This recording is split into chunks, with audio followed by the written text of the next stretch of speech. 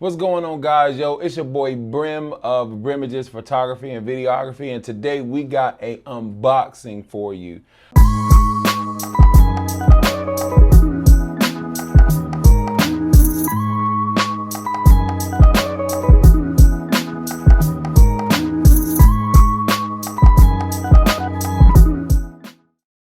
Today we're going to be unboxing the Samyang 35mm 1.4 autofocus for a Sony E mount. This is actually my second lens that I've owned. The first one kind of crashed on me. I really didn't know what to do, so I just kind of let it collect dust. But it was my favorite lens, so I just had to drop that bread and buy another one because, you know, I told y'all before I'm budget Brim, and I felt like this is the best budget option for a 35mm with a f1.4 stop on it. So, you know, let's get into it. I hope y'all don't mind me using a screwdriver to open up this box, but I really couldn't find anything, so whatever. Yo, I love Amazon, man. Like, they will make sure a brother is broke. Oh my gosh, look at it. Yeah, so it totally says Rokinon instead of Samyang.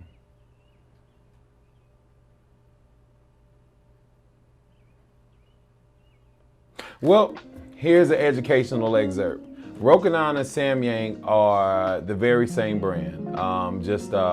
From what I understand, it's different names because of like marketing reasons. I don't know. I don't, you know, sell camera lenses. I only got one brand by the name of Brimages. That's me all day, every day. Typically the Samyang versions of these lenses are cheaper, but in this case, the Rokinon one and the Samyang one was the very same price. And because I had the Samyang one initially, I was like, you know what, bump it. Let me just go with the Rokinon. You feel what I'm saying? Anyway, let's get back to the unboxing of this Rokinon lens. All right, let's get rid of this. All right.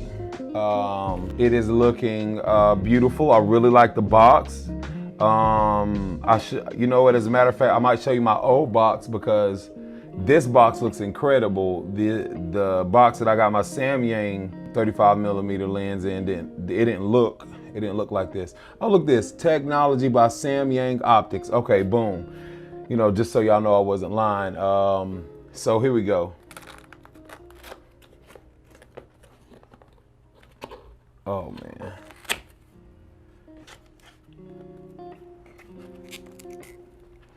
All right, let's get rid of this phone.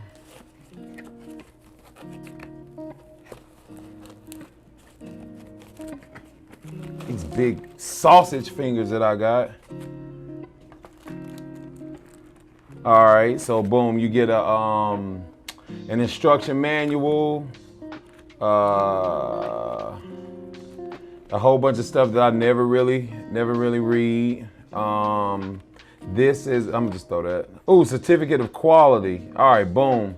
This is something you need just in case, you know, just in case something goes wrong. Obviously, if something goes wrong. Something went wrong with my first one, but it just, it didn't work out for your boy really good. So, well, you know what? I'm gonna put this to the side. I'm gonna put that in an important place because I don't wanna lose that.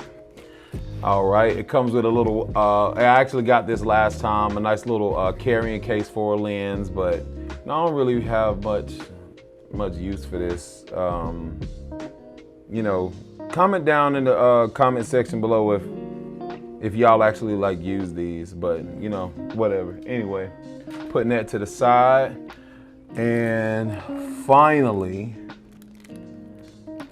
we have the lens. Oh, it's so beautiful. I just want to get rid of that. We're gonna put that right there. Okay, boom. So here is the Rokinon lens, 35mm 1.4. A 35mm is like my favorite focal length because like it, not only does it capture great portraits, but it feels like it also tells a story. You know, depending on your background or, you know, whatever you got going on. Like, I feel like it embodies like a full like picture for me. And when my original one, which I'm gonna show y'all right quick, it's right here. When my original one went bad, I felt like I was handicapped because I felt like my greatest pictures come from a 35mm focal length. I got a 50mm Sony lens. I got an 85mm Sony lens. So I got, you know, a bunch of different focal lengths. I also have a bunch of other lenses by Samyang as well. But my primary focal lengths that I use are the 50 and 35. You know, I bang out with the 85 when I have to. But again, 35 was my favorite focal length. When that went missing, or when it broke on me, you know, I felt so handicapped, but I had to deal with it. I had to deal with it because I'm a photographer. You just got to make do.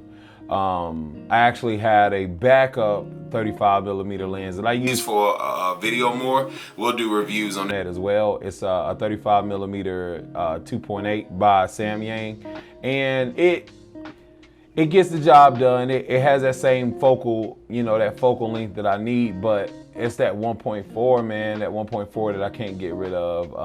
It's like my favorite thing. So, all right, so yeah, let's get into the specs of the 35mm 1.4 Rokinon lens, all right? All right, so the first thing we're gonna get into with the Rokinon lens is the weight.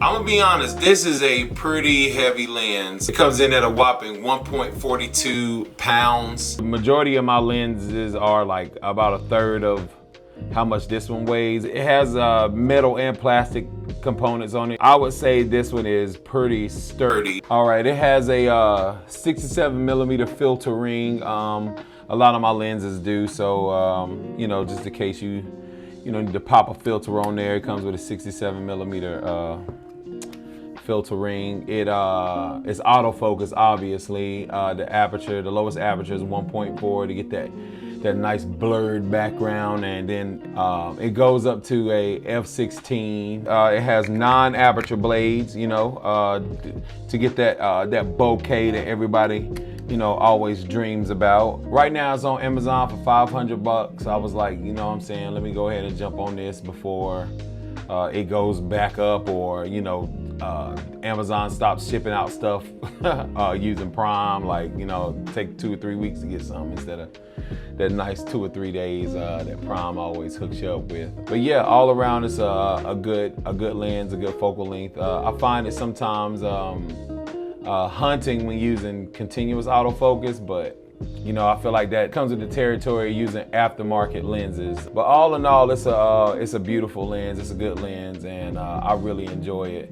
I'll make sure that I include some of my favorite portraits that I've taken with this lens, shooting on a Sony A7 III. All right, guys, make sure y'all tune in next time for new content coming from your boy Brimages.